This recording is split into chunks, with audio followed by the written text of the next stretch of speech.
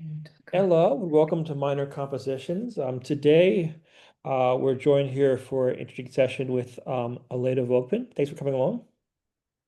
Yes, thank you. And Marlon Miguel. And we're here to talk about the book which you edited, which came out, was it last December? Mhm. Last December on ICI Berlin Press, which is Psychotherapy and Materialism, which collects two interesting essays by François Tosquelles and Jean Oury. And there's a number of super interesting things about it, but one of the things I find more interesting about it and why I wanted to have you come along is as someone who is let's say spent a number of years reading Deleuze and Guattari, people coming out of that sort of area of critical philosophy, there's oftentimes a sort of way in which people will treat schizoanalysis as if it came out of nowhere, just sort of appeared from the magic of two dudes' brains, and they were very clever, weren't they? And how it can tend to kind of lose the very important clinical context of institutional psychotherapy, through which many of the ideas about how to organize a space, how to treat matters, how to organize institutions differently, from which they came out of, and what gets lost when you sort of lose that history. And that's what I think is one of the things that's super interesting about this book is until now there's been very, very little of the writings of Tosquelles and Jean Oury in English, at least that I know of. So first of all, thank you for doing it. It's really interesting. Thank you so much, Thank you. Stephen, for having us. Yeah, that's really generous. And I guess it's interesting as a sort of context because of the context in which institutional therapy develops and what it's responding to, as in terms of for instance the rise of fascism in the Second World War. And so maybe we can start there as a starting point. So what was your sort of ideas or motivation for bringing together these two essays together? And what are you trying to get at into the recovery of these kind of histories? Is that a good starting point, or you want to start somewhere else? Yeah, thank you. I think it's a great point to begin. Yeah, maybe I just say very few words.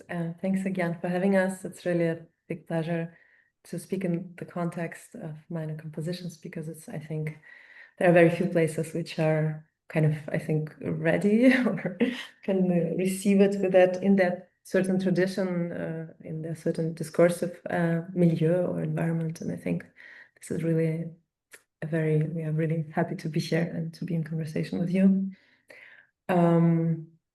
Yeah, so there are two texts, one by Francesc Tosquelles or François Tosquelles, Catalan anarchist doctor, exilé in France.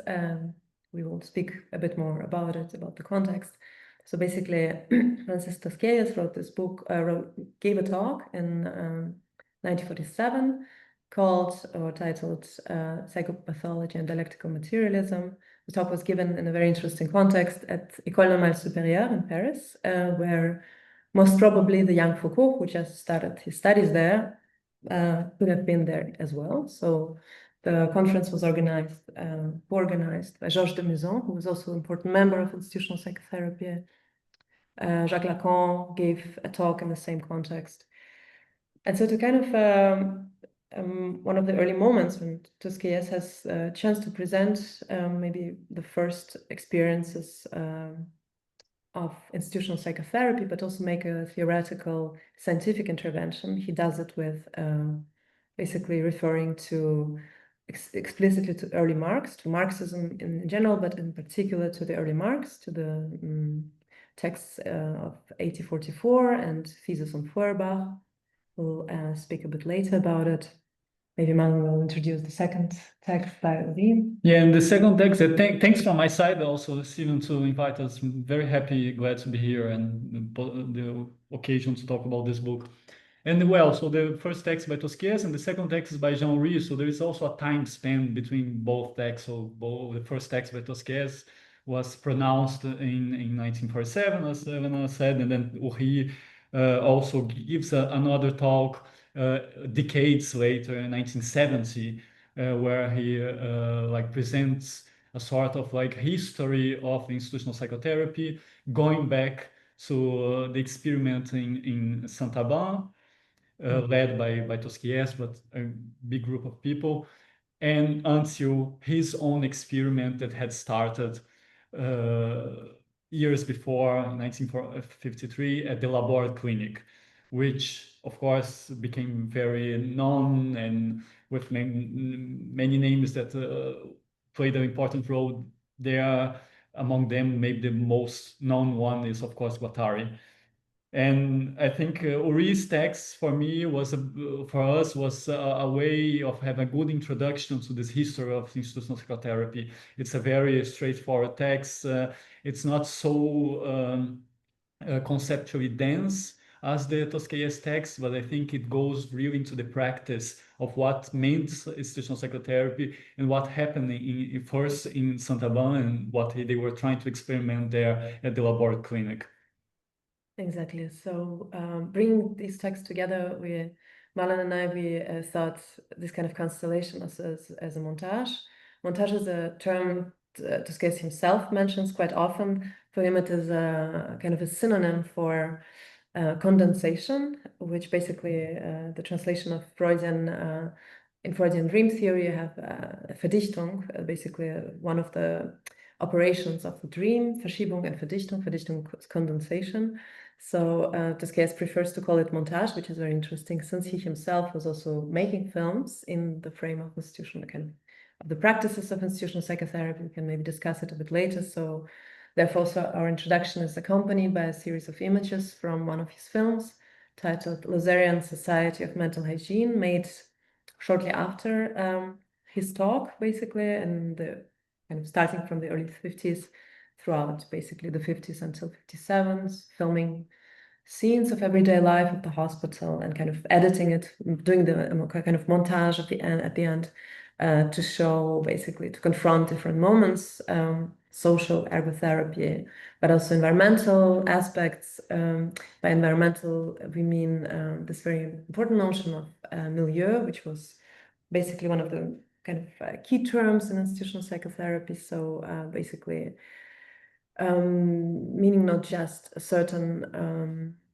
kind of immediate milieu environment or kind of milieu deterministic idea of social milieu, but actually a certain situated inscription, also geographical inscription of the hospital and its surroundings. So I will kind of come back to this later, but yeah, so speaking of these two texts, there is a certain montage, a certain kind of twofold perspective, one on this kind of theoretical, political, I think, and scientific intervention. Tosquelles does at this conference in 47, speaking of alienation, one of the central terms kind of in the text. Alienationism kind of comes from early Marxian theory. One needs to add maybe at this point that the notion of alienation was banned by the Communist Party in the 40s, as it was also in the kind of Soviet Union, kind of considered as Marx's kind of early aberration, kind of romantic kind of aberration of Marxism himself. And so Tosquelles comes back to this very important notion and kind of to make this intervention into psychiatry, to criticize nosographic biological psychiatry, which he calls mythology of brain localization. And in order to speak for a very complex kind of idea of like processual, open-ended form of therapy, which considers the complexity of the lived experience, the complexity of the social environment, and the body basically in this kind of situation, which is like in a temporal complexity, of what is life actually at the end, I would say. Yeah, and I think just to add one thing, I think like the motivation of this book was, as you said, like there are no texts or almost no texts at all from this tradition translated into English. So of course nowadays Deleuze can be considered a sort of like a canon of the of continental philosophy, and with him comes Guattari, but uh, we cannot really think through these authors without going back to this history of institutional psychotherapy and the impact that these authors like Tosquelles, Oury had to Guattari. So for us, it was very important to bring together for the first time in English translations of these authors, and at the same time to show that there was, as Elena was saying, like a political that this text, they showed in political intervention of the institutional psychotherapy was just not like a movement preoccupied or occupied with mental health, but was, of course, this was central to their projects, but it was a very political engaged movement with inscribed in this history of fascism, fight against fascism, the experience of the concentration camps, and so on and so on and so forth. So for us, it was important to bring immediately these authors, but with this context of the Marxist context, the historical context of the Second World War, and these texts, these questions are very central and burning. Yeah, it's one thing for like Foucault to say the Anti-Oedipus is book of anti-fascist ethics. It's another thing to actually think about Tosquelles literally having to flee Spain into rural France to escape literal fascism, and then having to sort of think about running institution, semi-clandestinely in some ways in order to get food and supplies for people to live. Exactly. It's a much it's a sort of it's a more sort of deeply situated kind of yeah. Um, and also thinking about how that context, that sort of focus on I don't know, it's not a good word in English, anti-concentrationism, or is there a better word for that? Yeah, well, I mean, we translate to concentrationary. I don't know if the solution we found we found. The word in French is concentrationnaire, which became very important and popular in the period just after the war, and was basically derived from the experience, of course, of the concentration camps. So they created this word to bring forth the let's say the experience of putting masses of people together and isolating them in a very like dehumanizing sort of way of doing it. So that's the way we try to translate it as concentrationary. So there is this, as I was saying, an anti-concentrationary sort of like instance that is very present in the institutional psychotherapy tradition. One thing I'm curious about, and I don't know if this get this too niche too quickly, but how would you or could you draw a line between sort of like this history, which is basically a relationship, even if a critical relationship to psychoanalysis, and the history of institutional therapy, which really isn't in the psychoanalytic tradition? And the reason why I'm asking that is because actually today I was reading Macy's biography of Fanon. And one of the things he keeps pointing out is he keeps saying Fanon isn't a psychoanalyst. And obviously he's also reading Lacan. He's at St. Albans, what, 52, 51? I'm sorry, I'm getting by years at some point, right?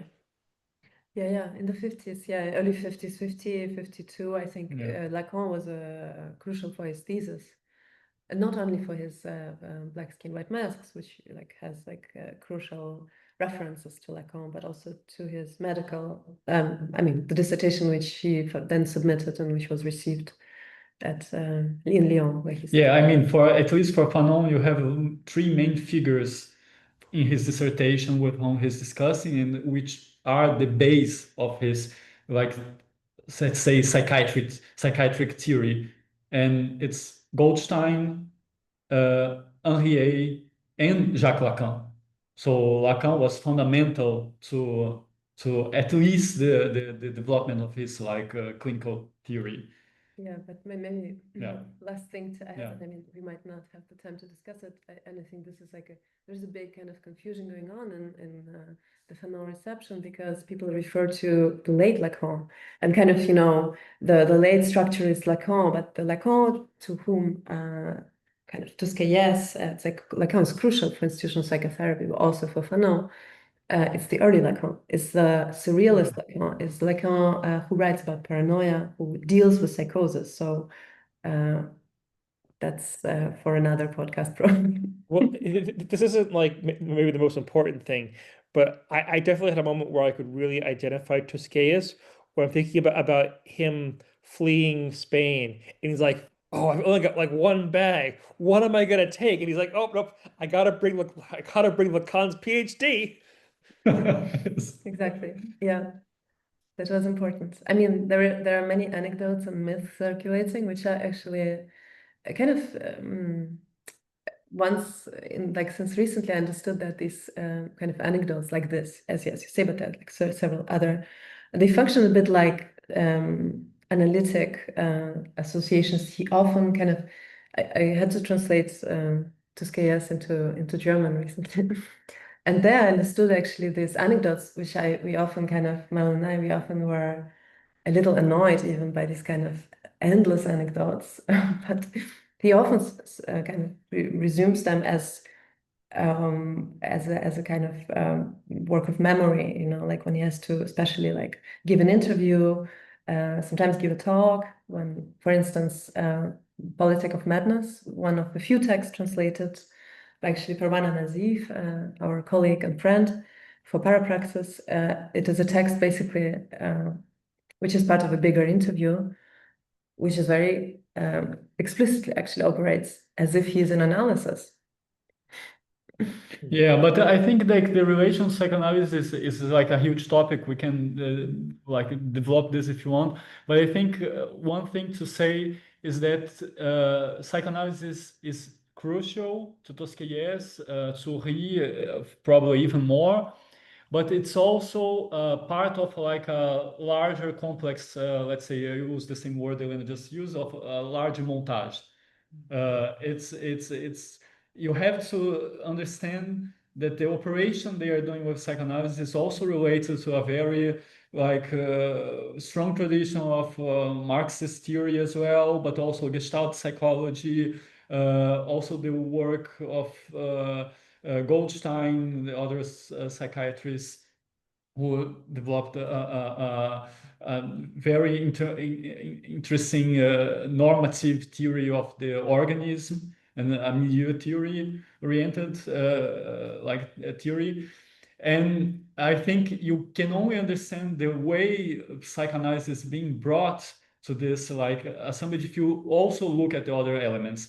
And as Elena was saying, if you look at the early Lacan, he's also a Lacan that's also very interested, for example, by something that is called the sociogenesis, which later is also important for Fanon as well. So it's a psychoanalysis that's also not the one we are used in general to, of this very familialist tradition enclosed in the bourgeois family setting, but how psychic suffering is also immediately related to the social setting, let's say. So I think one has to understand there are also different traditional psychoanalysis, and Tosquelles in particular is dealing with a very specific one. I guess what I meant, maybe I was asking this very awkwardly, is I think oftentimes when I think about psychoanalysis, I think about it in always a very sort of very individualizing way, the sort of person on the couch, right? As opposed to interventions where you create, let's say, clubs in the institution or forms of ergotherapy or change the organization of the sort of like the chores chart and who's doing what task. And those are all activities which sort of intervene in both practical social relations and also then in psychic realities, but they aren't like that person on the couch psychoanalysis. Definitely. Yeah. Definitely. Yeah. So, I mean, Yeah, the couch is in a psychiatric hospital. Yeah, it's this idea of the couch is undone in a way, but I think it's also important to keep in mind what I think the general idea what psychoanalysis brings in, and for which actually Fanon, Tosquelles speaks of an anthropological clinic, referring back to Lacan, is this idea of listening, like of listening to patients, basically, to psychotic patients, which psychoanalysis itself didn't do so far, or did only in a very mediated way. For instance, Schreber, like Freud read Schreber's memoirs of my nervous illness. It's a different way of dealing, so it was never happening in a clinic, even though, I mean, Freud had ideas of free clinics, etc. We know it, but let's say, yeah, listening was very important, but also this idea of expanding psychoanalysis, understanding it as a, against this kind of binary relation of doctor or analyst, analysant, or patient doctor, and expand it onto spaces, objects, and groups. I think the notion of transference, which is also important to us, and also which I think we mentioned in the introduction, is also very so basically this kind of redefinition of the psychoanalytic transference towards a constellation, a transferential constellation, or transfert éparpillé, which is the notion of Tosquelles. He, in a sense, it's like a dispersed transference.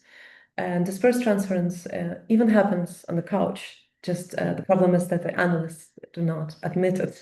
They, there was this kind of signified and doctor analysant kind of hierarchy. So it's a dismantling of hierarchies and activating the situation, the environment, the milieu of cure in a maximum possible way. So yeah. Yeah, and it's maybe a bit anecdotal, but I think it's interesting that before being called institutional psychotherapy, the term was coined much later than the practice was like already going on. It was coined only in the early 50s. But if you go back to the 40s, it's interesting to note that like the term that was often used was the one precisely that was also saying before of social therapy. So I think from the very beginning, I think even if you take the early Lacan, he's already like dealing with this mainly, as Elena was saying, with psychosis, and we're dealing with psychosis inside the hospital, inside the psychiatric institution. And what he is doing is trying to bring again psychosis to analytical field, something that was, as Elena was also saying, was excluded by the Freudian tradition. And what Oury, Tosquelles, this whole tradition encounters is that the usual also one-to-one setting, talking cure, wasn't really always efficient in taking care, in dealing with psychotic patients. So they also found out that it was necessary this sort of like setup or constellation of different persons, objects, things, and that you need to put into space somehow the analytical situation. So there you start to see where this is a very like subversion of the usual one-to-one setting talking cure. But it was also imposed by the very like circumstance of dealing with this sort of patients. And then comes, of course, the historical context of the war, the needs also to open the gates of the hospital and so on and so forth. So I think there is this like development of like indeed like a social therapy, as they were saying. I find really interesting the use of clubs and ergotherapy, which goes through not just Saint-Alban's, but also at the Borde and far beyond that. Because you can look at different levels, right? You could have like one level would be like, oh, you're trying to get people back into the community of symbolic exchange and language and meaning and that way. But also you're just thinking very practical of like creating social relationships through doing stuff together. I mean, can you maybe unpack a little bit, but sort of like, I guess you'd say, the different ways that sort of clubs function both as both therapeutic and social, and like the different ways they worked, or maybe worked is the wrong word. Yeah, maybe you want to start? Yeah, of course. Yeah, I mean, I think it's very interesting that, and this is also maybe like very central to our like research, that institutional psychotherapy in the Oury's text, he defines institutional psychotherapy as also like a sort of method of setting up techniques of mediation. And there are many techniques of mediation. The club is one, but you have also, and clubs, there are like many different forms of clubs. You have like cine clubs, you have like bar clubs, you have like, and basically they are structures that are led and organized by the patients themselves inside the institutions. So they would run, for example, a film and followed by discussions. They would run bars or parties.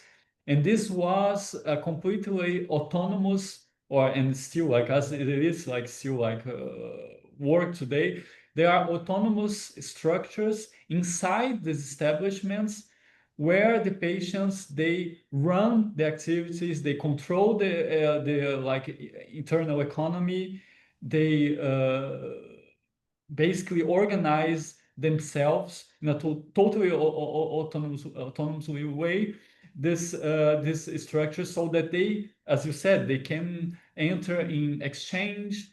They also give the opportunity to the psychiatrists to see this usual ill patients in action and to reevaluate their symptoms. So it's also a way of, there is also like, of course, like a clinical significance of this structures. But I think most of all it's a way of also the patients, for them to also retake some sort of autonomy and responsibility of their own states somehow. But I think very important is that these were the way it was considered by institutional psychotherapists, that were like autonomous and free run structures outside, let's say, the control or the power of the establishments, of the institutions. I'm guessing that the element of autonomy and patient-led activities is very important, because otherwise it could just be like these sedimented professionals, the doctors create activities for people to be involved in, but they don't. If they don't control them or shape them themselves, then they end up being, more of the same. Yeah, maybe one thing to add is that so these structures, these kind of patient clubs, were really kind of central, I think, ideas. So central, I could say, machines or techniques, instruments of institutional psychotherapy. And as early as actually in 47 and 48, there was a formation of the Society of Croix Marine, like Marine Cross, which basically were their aim, their basically struggle was to implement in very different hospitals in France. So basically, first find legal basis for implementing these patients' clubs in as many hospitals as possible, so that by the 1956 there were over 45 clinics, psychiatric hospitals in France, which basically practiced this methods, so which had patients' clubs. Many of them were clinics directly linked to the movement. Some were just like kind of beginning and had to fight also other establishment structures. So it was kind of an idea. So just to undo this kind of spread, maybe also this kind of thinking that institutional psychotherapy only existed in Saint-Alban and Borde, maybe Ville-de-Genville. It was like, and the interest of many members of institutional psychotherapy, Oury, Tosquelles, Fanon, was really to bring this methods, like to kind of to spread it, inside France, and to create legal conditions for that to work in other. So basically, not in order to control these, but actually in order that the people try out, right, to create legal conditions under which patients could develop their kind of plan their ergotherapy sessions, have their own budget, as Marlon just said, like, and all the things Marlon actually said. So it's maybe historically important to say so, that these two hospitals were not just like utopian kind of islands, which were the only sites of institutional psychotherapy, but this was a large movement, really kind of to be reconstructed today. Well, that's one of the things I was really struck by reading Camilla Robes's book, Disalienation, was the way that she unpacks Fanon's role in taking institutional therapy, but also adapting it when he moves to Algeria, and how it needs to change for different contexts. That often gets lost a bit too. Absolutely. Yeah, and I think that's also one thing that is interesting, because of course you have this general umbrella called institutional psychotherapy, but I think the idea is a sort of interesting dialectics that's going on there. So there is a sort of like a general principles, there is a sort of like even like struggle to make it like possible in a legal way, in federal ways, so that many like different clinics could spread in different places, but also at the same time to understand that each situation would have its own like rules or problems or difficulties. And of course, when you see the struggles that Fanon had arriving in Algeria and trying to implement what he had learned with Tosquelles, he's confronted with a new whole set of problems and challenges and so on. So there you see also the sort of like permanent processuality that is inscribed in the very like general idea of institutional psychotherapy. So I think from the theory perspective, something interesting going on there, because there is a sort of like general assumption, but the idea of locally always change and transform in function of the situation. And I think this dialect is something that we're trying also to bring forth with this two texts. And that's why also Marx is so central, and the problem of processuality is so central to Tosquelles in his text. Yeah, and also, I mean, the centrality of alienation, because if you're alienated, you want to enact institutional or social processes in order to counter that alienation. Exactly. And I think the alienation can always and probably will always happen again, and you always have to really start over this process. And I think this is also, I think, very interesting from a political perspective. Yeah, I mean, I agree with you. I would even go so far to say that there is no disalienation. There's no complete disalienation. And if you read Marx, I mean, of course, that's the usual critique, that there is this kind of positivist horizon, like what, of course, we will like alienation. There is a kind of sublation of alienation, but I don't think so. I think also in Marx, it's quite clear. I mean, at the end, it's the alienation of labor in his text. It's like a very complex. It's really a very complex text to read, but alienation of labor becomes alienation of the sensuous external world in Marx. Like that's what it means for him. So alienation of the means of production, the product of labor, the means of production, but also basically of the environment. This kind of environmental component, I think, is kind of and he starts perceiving the importance of it. And what really helped me kind of understanding these ideas is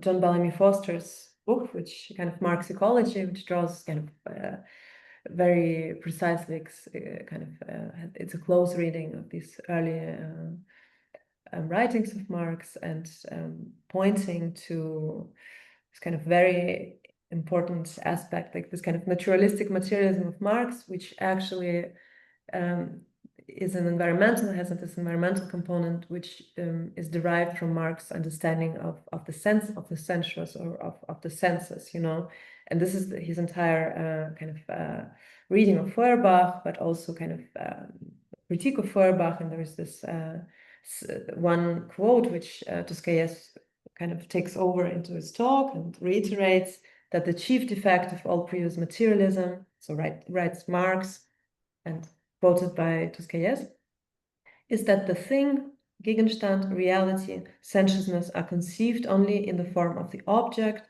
or of contemplation, but not as sensuous human activity, practice.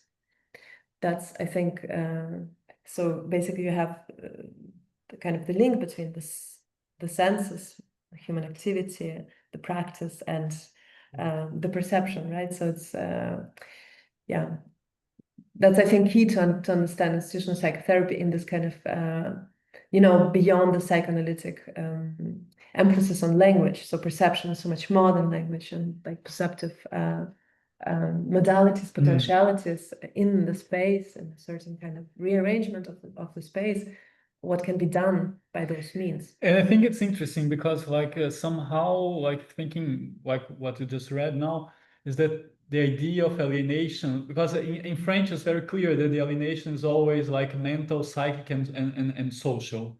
But I think if you read this quotation by Marx, you see that he's talking also about alienation of like the sensibility as well. So psychic. So this problem was already somehow also inscribed in the early Marx. Yeah. And I think it's this like thread that is that Tosquelles but Tosquelles in particular, but other from institutional psychotherapy are trying to follow precisely. So the process of disalienation is also a process of disalienation, not only of labor, but also from all the social sphere and the sensibility, the sensuous sphere, the mental, the psychic sphere. Yeah. I quite like the idea of attempting to, let's say, address conditioned alienation or work towards disalienation as a, let's say, as a horizon rather than ever thinking it ever happens. But I quite like the idea of it being done in a sort of sensuous way. And here I'm thinking, of course, but one of my favorite particular obsessives, which is the relations of institutional therapy and football, which you can trace from, you know, Tosquelles, you know, telling one of his kind of like little refrains about like, remember seeing as a kid, seeing and being at an asylum and seeing the doctor separate the patients so they couldn't be near each other. Yeah. But how I like the idea that by getting patients to play together, you know, play football, whether you know at St. Albans or Fanon building a pitch with his patients at Borde, that isn't like sort of just like a nice thing for them to do, but it actually is a practical therapeutic activity where they're like developing something through that interaction. Yeah, and I think the idea, indeed, like you were saying, you were talking about the like this meaning of the sensuous activity, and I think the meaning of activity is very important in the sense, let's say, of also activation. So the circumstance, the occasion of a game or a match is also an occasion of putting these different individuals in sensuous exchange and inactivation of their muscles, of their bodies, of their psychic capacities, and I think this is the like the very like core of the idea of this clinic of activity, which is an expression that Tosquelles use.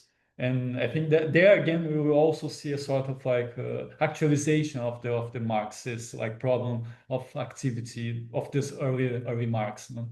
Yeah, definitely. It's kind of like what I think what Tosquelles means when he says that you think with your feet, right? Yes. By practically interacting with the world, Exactly. you know, you get a different relationship to it, that as opposed to just discussing it. Yeah, and I think that goes with the question of the transformation of and even the very status of what also of the mental illness or of the madness. So with many quotation marks, Marx. And I think it's interesting also there again. I think we're turning around Marx, but I think it's also interesting. But Marx saying, the early Marx of the thesis of Feuerbach saying that humans are the product of circumstances, and it's by changing the circumstance that you change humans, and you change human activity. And I think circumstance is also a key word of this discourse, of this Marxist, red psychiatrist, psychologist discourse of the 40s, where the transformation of what's called like mental illness is also a transformation. In order to transform, or in order to deal with it, in order to care, you need to transform the circumstance of care and the circumstance of exchanging and of living together, of co-living, and so on. And there again, I think it's very interesting the way of how this care goes with the transformation of the whole setting, of the whole environment. One of the things, as an interesting example of that is, okay, let's take the notion of transversality and how it's used, which I think contemporary critical theory art discourse can mean almost like connecting something else in a sort of interesting way, right? And how that neglects that. No, it goes back to a very particular, pattern of. I'm thinking here of Susanna Caillo's essay about the use of the grid, right? And the use of the grid to orient sort of the rotation of practical tasks in the Borde. So for instance, you have everyone changing roles and changing what the tasks are doing rather than just being stuck in set roles. So there you have the very particular changing of things around in order to create a sort of subjective change.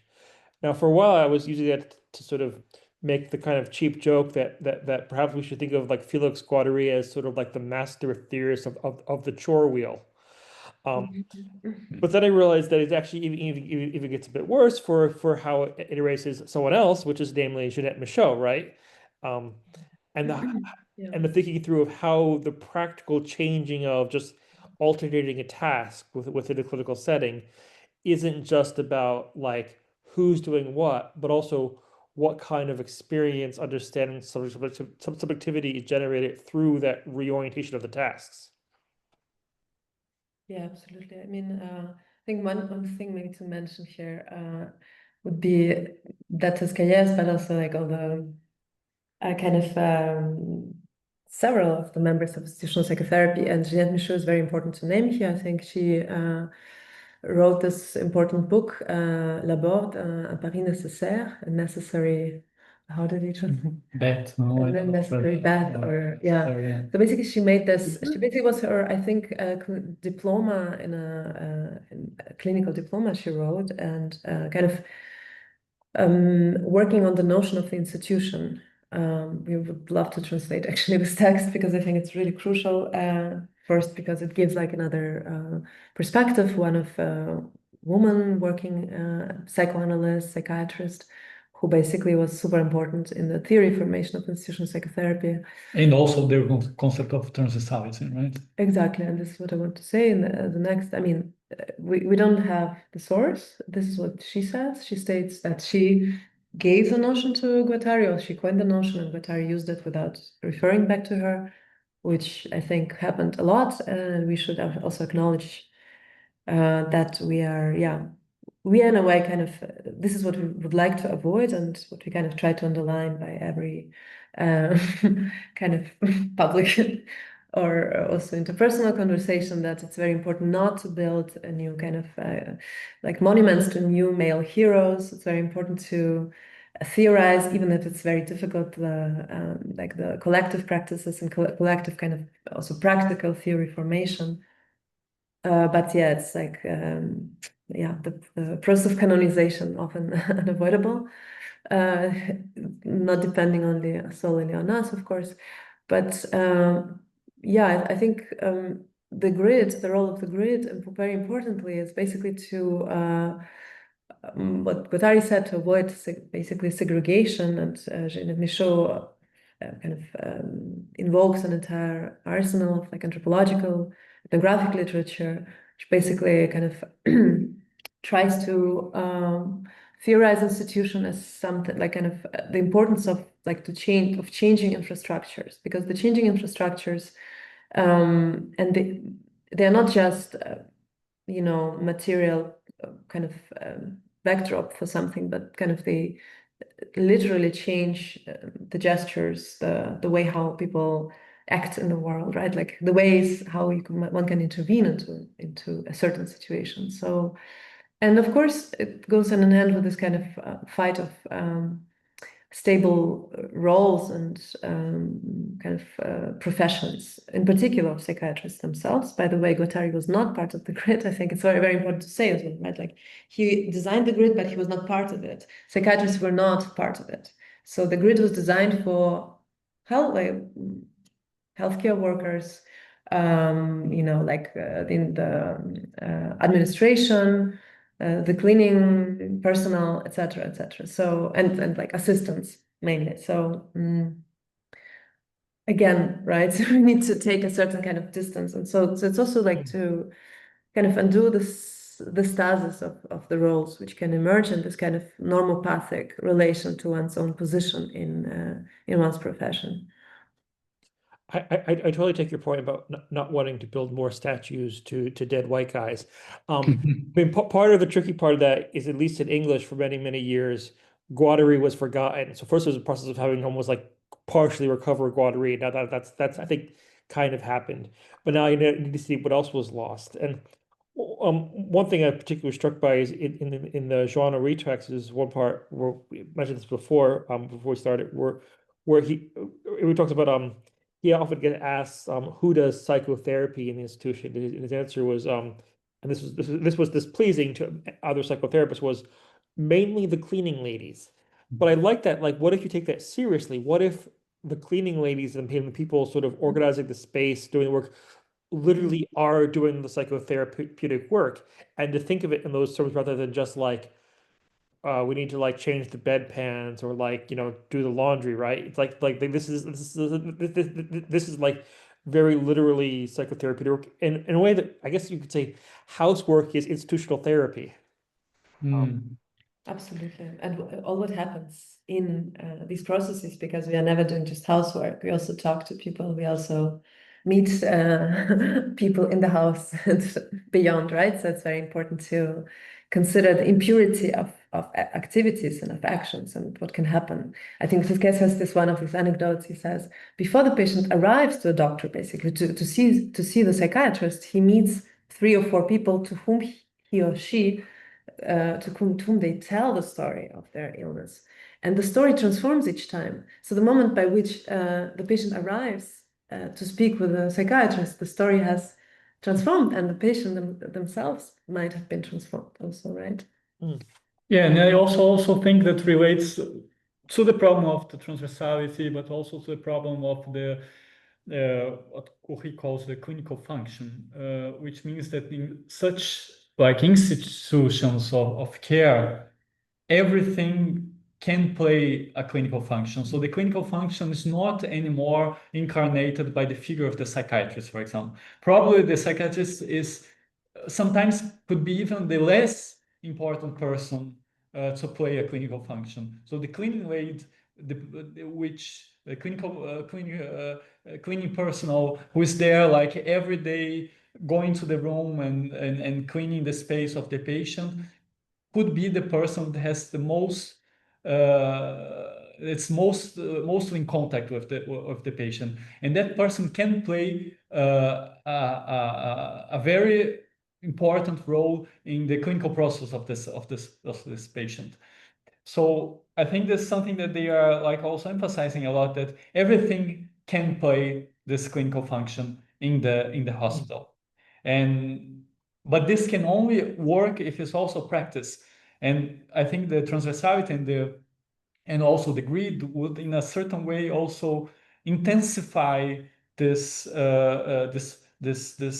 dimension of everything playing role, this clinical functions and clinical roles, in therapeutical functions, with everyone also circulating in this space.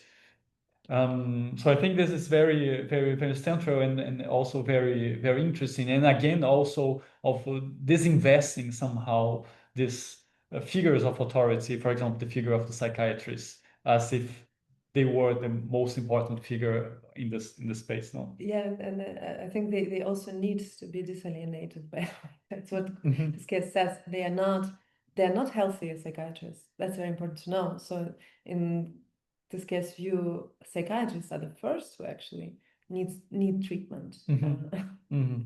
There's something quite interesting about Guattari actually not being part of the grid itself, because part of me think, wouldn't a goal of institutional therapy also be to deal with the maladies and tensions that are part of the institution, and if you have parts of it that aren't part of that process, that would seem to be, if anything, you just like recreate them again and again.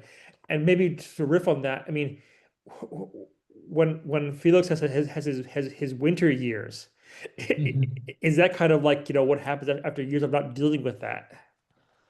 Or is that, maybe that's too easy, sorry. I don't know. I mean, I always relate the winter years also to this very also harsh, also political years of the post-war period, and also after the, let's say, the fact that 6 to 8 in a certain way didn't really happen as they said, and that also this like political circumstance also led to very difficult like psychic circumstance and psychic suffering and so on and so forth. Where again we see also this this other meaning of transversality. I would say the transversality of spheres of the social, of the political, of the psychic, of the emotional, and so on and so forth. I know they aren't exactly coterminous in time, but how would you compare these ideas and practices coming out of institutional therapy with things happening in Italy around, for instance, the Basaglias? Yeah, actually, maybe one aspect we forgot to mention, which is, I think, really crucial in understanding the affinities and the differences between the Basaglia, Psychiatria Democratica, Basaglia, Rotelli movement, and institutional psychotherapy. So for Tosquelles, for de Maison, for the French movement, institutions were not equated with establishments. So institutions are social organization inside the establishments. And Tosquelles is really very precise about this kind of difference. So institution is what emerges against the establishment in a certain way, what refuses to accept its rules. So institution is not the hospital, is not... Okay, so let me start. Okay, so for Tosquelles, institution is kind of like politics for Rancière. Yes, in a certain sense, no? Yeah, I mean, yeah, I think we might also find some differences if we go into it too deep. Specifically, I'm not sure if Rancière generally would refer to psychoanalysis and to therapy. I don't think so, but let's say... No, I'm just trying to find a reference because I find that to be a really interesting idea, but one that I think isn't explored very much, particularly in the English-speaking world. That particular concept of the institution as being not the same as the establishment. Yeah, exactly. No, but I think it's also the most promising in the entire kind of legacies.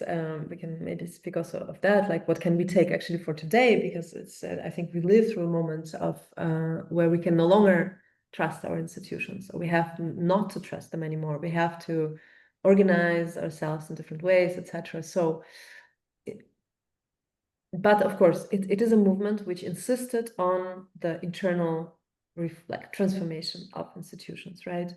Meanwhile, Basaglia and Psychiatria Democratica was a movement which basically kind of contemplated and negated institution, and basically did not have any hope anymore. In the sense, I think, of using this notion as an establishment, as psychiatric kind of, hospital, and everything what goes with that. So deinstitutionalization, which is the synonym for Psychiatria Democratica, was a certain institutional process of like relocation, of transformation, internal transformation, relocation of mental health care work into the city, like involving different communities from the city. It was not a denial of therapy at all, actually, if you look more precisely, but a kind of a transformation. And at the end, it also happened from within, right? It was a movement initiated by psychiatrists and also horrified by psychiatric, by the conditions of psychiatry at that time. Yeah, I think it's very complex because I think also the Italian movement, which I'm not a specialist, we're not. We have a PhD student working on that right now, Camilla Cagliotti, and she would be much more entitled to answer that. But I think the Italian movement is also a very complex movement where you have the first moment, which definitely is a negation of the institution, but you have to imagine there was a very extremely concentrationary institution in general, the psychiatric institutions in Italy. And then I think later they make a revision and start to rethink this notion of institution. But I think a main difference is for sure that if you take someone like Tosquelles or Oury, they are still trying to reform the institution and still try to giving a positive meaning to the notion institution as the social agency from within. Whereas with Basel and Hotel in general, you have in a way an effort of dismantling the institutions. So there is a sort of different instance, but which are also, I think, very much related to the very specific context where these courses were taking place. So this is also very hard to make this very general comparisons without taking a look at the very precise context that we're talking about. I think the French context and which somehow managed to make a more general reform, at least during these years. I won't say that it injured over the time, but that context in the post-war context and the context of Italy, they were very, very different, politically, socially, and institutionally. No. I think you're right, and I'm looking forward to supposedly in the next spring, Punctum Books is finally going to publish a translation of The Institution Negated. So amazing. That'll be a good chance for those of us who can't read French or Italian to finally start reading some of these things. Exactly, but that's also, I think it's a very interesting book, but it could also be very misleading because it's the very beginning or let's say the conclusions of the beginning of the Italian movement, which is this negation, dismantling of the institution. But I think the revision, which was the next step after of rebuilding then the institution, is not completely present in this first moment of dismantling or of the negation of the institution. But yeah, I think it's very important that this will be published and accessible because I think the reception of the Italian movement is still also very fragmentary and overlooked. Yeah. Well, maybe I'll ask you one or two more things, and maybe sort of nudge towards not a conclusion, but a sort of pausing for the evening. But I want to ask a bit more about sort of, I guess, two things. One is sort of broader project that this is a part of, because I've written down here. What's it called? Madness Media Milieus. Very, very letter M. I wanted to ask you a bit more about the larger project and how this is a part of that larger project, and then also thinking about ways in which you think that revisiting these histories and practices, ideas, how could this inform us today, given that I don't know, it seems fascism is trending again quite intensely. Yeah, I do. Yeah, I mean, yeah, there's of course a lot to say. So the project generally addresses kind of the possible relations and kind of multiple relations between these three terms: madness, media, and milieus. And it mainly kind of concerns with the archives of institutional psychotherapy, but also with the kind of broader understanding of archives, not just textual archives, but also we try to kind of get an idea and kind of try to problematize the importance of practices and of also of patients' activities of patients' clubs, film screenings, film festivals, the exhibitions of patients' works organized in different settings. The notion of work and labor, I think it's really important, ergotherapy, activation. So we try to understand how basically what role do media play in all these processes, and we understand media not as just like technical apparatuses. So maybe we can refer here to Walter Benjamin, who distinguished medium and apparat.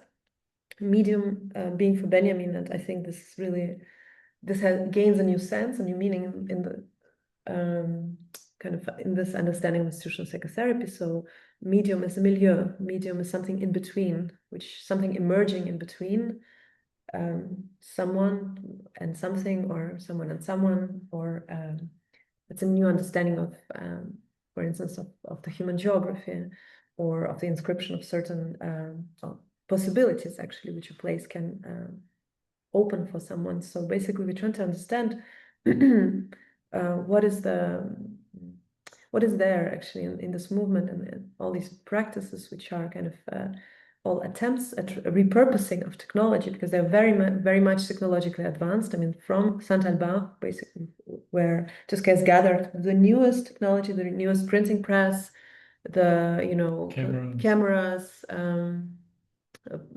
like they were really up to date technologically, and you end up with Guattari's theory of machines, and of Deleuze, of course, as well. So it's I think there is much reflection on the role of technology for transforming environments, and of course, and what does it have to do with normativity, with mind, the problem of thinking, the problem of madness, reason, violence, and all the things we discussed today. So that's the project. Yeah, I think we're basically trying to make a sort of like historical cartography of these like different like movements, having as a starting point institutional psychotherapy, but trying precisely also to put into perspective with what happened in Italy, eventually what happened in England, Germany, in Brazil, in Algeria.